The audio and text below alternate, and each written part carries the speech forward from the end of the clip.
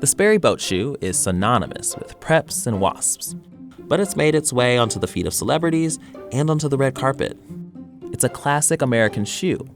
The boat shoes were, no surprise, originally intended for sailors and those who work on boats, but now it seems as if everyone, at some point in their life, has owned a pair. The shoes are recognizable for their soft leather, white stitching, and laces that weave around the shoe's opening, and making each individual shoe requires the special skills of the artisans who stitch together the iconic footwear by hand. We got a look at how Sperry's boat shoes are made. First, leather is selected and cut on a machine into the different pieces that will later make up the main parts of the shoe. According to Rancourt & Co., the factory where Sperry's are made, each piece of leather is inspected, and sometimes leather is discarded if not up to Sperry standards.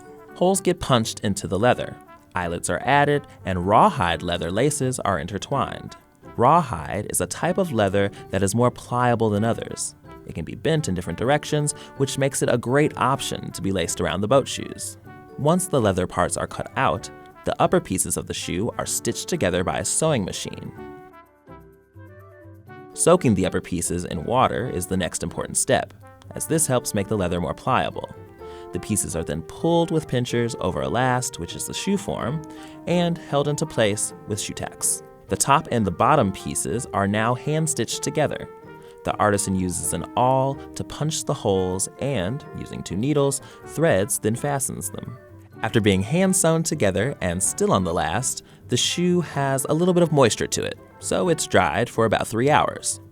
After the 3 hours, the pieces stay on the last for another 24 hours as they continue to dry and take the shape of a shoe. Once the drying process is complete, the leather midsole is attached with a machine specifically used for this step of the process.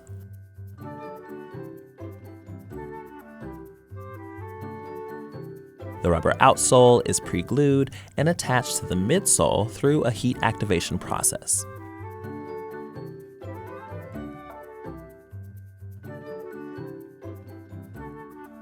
Once the rubber sole is attached, the edges are rough, so they need to be trimmed to make them evenly round and smooth. This is done with the smoothing machine. The last is finally taken out of the shoe.